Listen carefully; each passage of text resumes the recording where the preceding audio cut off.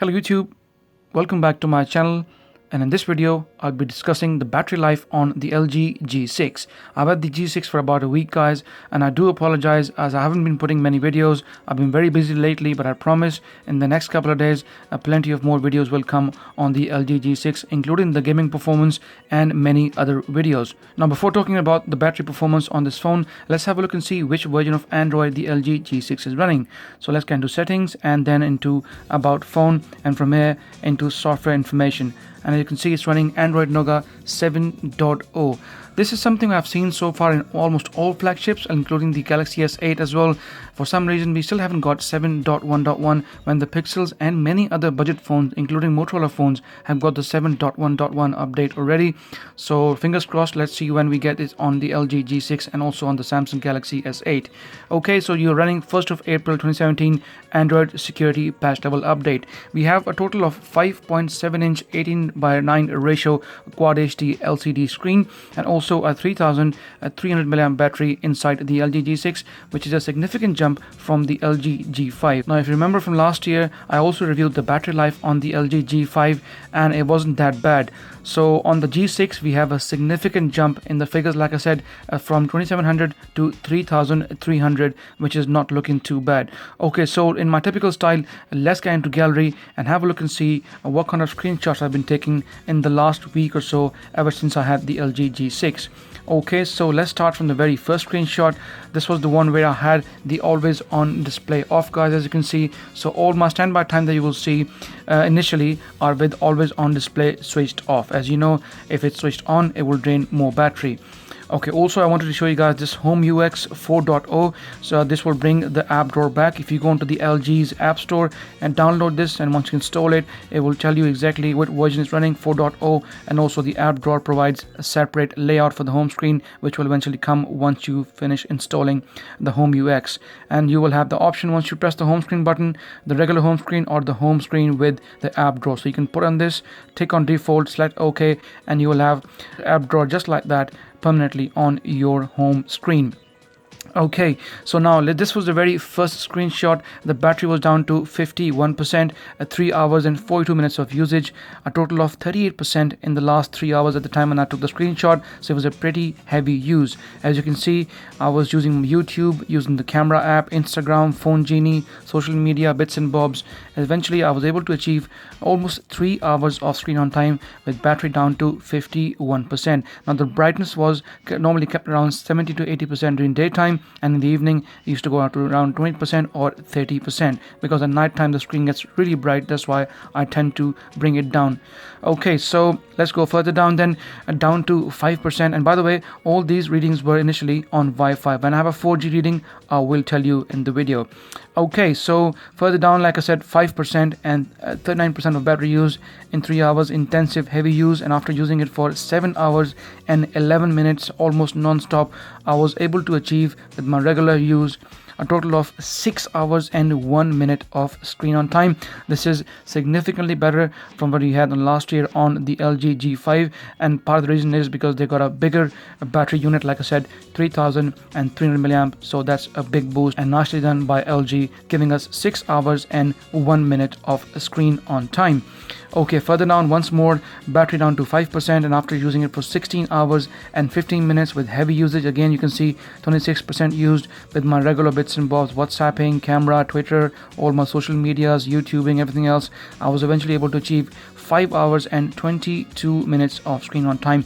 Now I did use the 4G here for about a half an hour or so, and that's why you have a slightly bit of difference as compared to what we had on the previous screenshot. So once again, not bad, almost 5.5 hours of screen on time. Now here, if I remember correctly, I think I was testing the standby time at 8:15 in the morning at 28th of May Sunday. The battery was up to 98%. So I checked it around 15:57 in the afternoon on the same day, and it only went down by 1%. As you can see, it says the top right corner 97% only, which is not too bad. Once again, LG standby times and figures have always been great, guys. Ever since I started using the LG G2, G3, G4, G5, and now the G6, standby times LG are very, very good. I never had no issues with their standby times. And this was all, by the way, with always on display switched off. Okay, so further down, once again, another reading, the battery down to 6% using Bluetooth with my Bose SoundLink Bluetooth headphones and everything else along YouTube. You can see music, standby at the times as well. The phone was obviously on standby for a while. Instagram, everything else, social media, bits and bobs, and I was able to achieve 5 hours and 13 minutes of screen on time. Now, if you note here carefully, I was using my music app a lot with Bluetooth, like I said, with my Bose SoundLink headphones. So if you're going to be streaming a lot of music, the battery will slightly drain down faster as opposed to you not streaming music over Bluetooth. It's not that bad, but you do feel the difference in terms of percentage, maybe by 6 or 7% overall, but not too bad. This is Bluetooth 5.0, so it's very efficient. It connects to my car's Bluetooth and my headphones Bluetooth very quickly, and it definitely drains lesser battery as what I've observed on the older Bluetooth 4.0 versions. So Bluetooth 5.0 is very efficient. However, you will see a slight bit of more drain in the battery as opposed to you not switching or not streaming on to Bluetooth 5.0. Okay, so like I said, 5 hours and 13 minutes of screen on time. Once again, very well. Anything above 5 for a Quad HD screen, to me in a flagship phone, is a very good result. So I checked the standby time once more at 9:23 on 31st of May. As you can see, the battery was down to 25%, and when I checked it at 16:38, the battery was down to 22%. Once again, a very nice decent figure. So you can see the phone had only lost 3% in about 8 to 10 hours, so which is not bad. Okay, once again, yet another reading, and this time around the battery was down to 5%.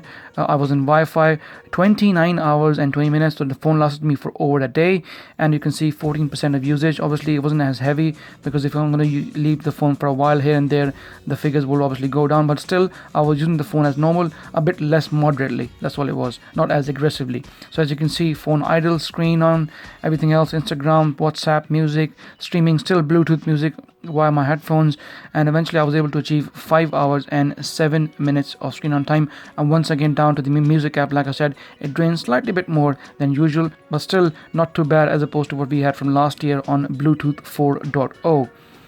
Okay, once again here, now this was, I think if I remember correctly, was the charging time. Now the phone comes with Qualcomm Snapdragon 821, and obviously supports Qualcomm fast charging, and I started charging at around 5% with my box charger. At 17:51 the battery was at 5%. I started charging it, and then you can see 19:26, so approximately in about an hour and a half, the battery went from 5% all the way up to 97%. So if you're going to charge the battery from 5% all the way up to full, expect around just under 2 hours once the battery is full up. If you're going to start charging it around say 20%, 30%, then most likely you will charge the phone fully in 1 hour. So once again, not too bad. Okay, now I've taken a screenshot here again. As you can see, the always on display is now switched on. So whatever readings I'm going to show you now on standby especially will be with always on display switched on. Okay, and as soon as I switched it on, guys, that's the first thing I tried then, and I wanted to see how much battery would be drained with always on display switched on. 225 on 1st of June, Thursday, 37%, and when I checked at 13:33 in the afternoon, guys, you can see the battery was down to 28%. So from 37% to about 28%, about 11% in about 12 hours. So that works out to be around an hour, 1% every 1 hour, which is pretty much what LG has said officially. Considering it's an LCD, not a Super AMOLED display, I think it's pretty much on par with Samsung's S8 Super AMOLED screen. Okay, so once again here, I took, remember guys, this is the 4G reading, by the way. As you can see it on top, it says there 4G. So I was testing this on the 4G. I wanted to see how much would it consume on 4G. After using it for 18 hours and 59 minutes, aggressively used with all my typical usage, Twitter, Instagram, social media, WhatsApp, YouTubing, I was able to achieve 5 hours and 30 minutes of screen on time. Now you must be thinking, how was I able to achieve so much more, even more than Wi-Fi in some occasions on the previous screenshots? The reason was that, guys, because I was actually watching video on the MX player. I wasn't able to cover all the way down the screenshot, but I was using MX player watching some episodes of The Flash. So I had the 4G switched on at the back end. However, I was mostly using video. So if you're going to be watching video, video which is downloaded on the phone, not streaming video from YouTube, not streaming video from Netflix, not streaming video from any of the video services, but downloaded video on the phone, watching it on the phone using a third party or the basic video player, then you'll be getting more screen on time. That's why I thought, okay, let's take another screenshot with only 4G, no video streaming this time around, and see how it goes. So once again, as you can see, the battery went down to 3%, and you can see on top here, guys, it says 4G. So this was my 4G usage after 17 hours, 52 minutes, 20% usage, pretty heavy. As you can see, subscriber count was on Instagram, Chrome, Google app, all the bits and bobs, and eventually I was able to achieve 3 hours and 41 minutes of screen on time. Now if you look carefully, the phone idle time was almost 20%. That means I did leave the phone for longer intervals, meaning that the 4G was on and still I wanted to see how much battery would be drained. But I'm happy to report that even with 4G on and you leave the phone alone, it wouldn't drain the battery as much. However, it will drain up to a point where you will not be able to get much screen on time if you do so. So I'm guessing with this 4G switched off on standby and you use it only when you're using it, you should be able to get around 4 or just over 4 hours of screen on time with 4G LTE. So with Wi-Fi, you're looking at around 5.5, or maybe if you use moderately with lower brightness, around 6 hours of screen on time. And with 4G, you're looking at around 4 to 4.5, or maybe less, depending upon how long you leave the phone alone on standby. So guys, that's pretty much it from me on the LG G6. As you can see, on Wi-Fi you're getting around 5.5 to 6 hours depending on how you use the phone, and on 4G you should be looking around 4 to 4.5 hours of screen on time, obviously depending on how much brightness and the kind of usage you will have. So I hope this gives you an idea. Also, I'm very happy to report that for the first time since the LG G2, I've seen some very good battery stats on an LG flagship phone. On the G3, it was a struggle. On the G4, it was still a struggle. On the G5, it was significant improvement. But on the G6, it is almost as good as we had on the LG G2, which was the legendary flagship phone from LG, giving us plenty of screen on time. So from my side, if battery is your concern, guys, it shouldn't be, because I think on the LG G6 it has significantly improved, and obviously putting in a bigger battery has worked for LG. Something I've been saying for a very long time. For some reason LG were hesitant to put a big battery. Finally they have put a slightly bigger unit, and it has made a significant difference to the overall battery life on the phone. So guys, if you like my video, please do give it a thumbs up. Any questions about the LG G6, about battery life, anything else, please feel free to ask me in the comment section. And like always, please subscribe as it helps, and I shall see you in the next video.